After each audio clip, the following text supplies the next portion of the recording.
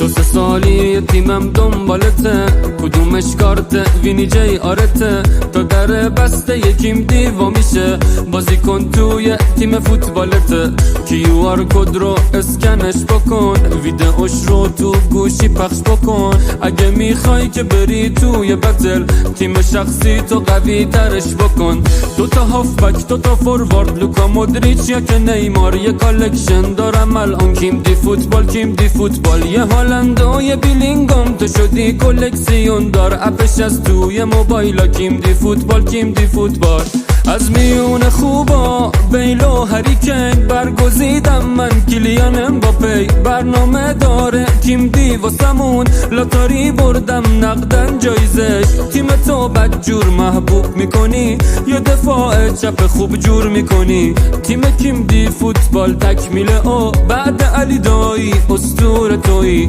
دوتا هافبک دوتا فوروارد، لوکا مودریچ یا که نیمار، یه کالکشن دارم الان کیم دی فوتبال، کیم دی فوتبال. تو پاییز منتظر کارت کیم دی میشینم، واسه 2025 تیم فوتبال میچینم، کیم دی فوتبال میگیرم، بعد درس و مدرسه باشن این کارتا بسه، باز با دوستام نوبت کیم دی فوتبال میرسه، کارت رویال میرسه، کارتای پرایمم داره عکس جالبی، یه مینی فیگور از این بازیکنای خارجی میره توی گالری، میخرم آنلاین الان کیم دیام که باز میشن، کامل کلکسیون به به چه با کلاس میشم، خفن کلاس میشم.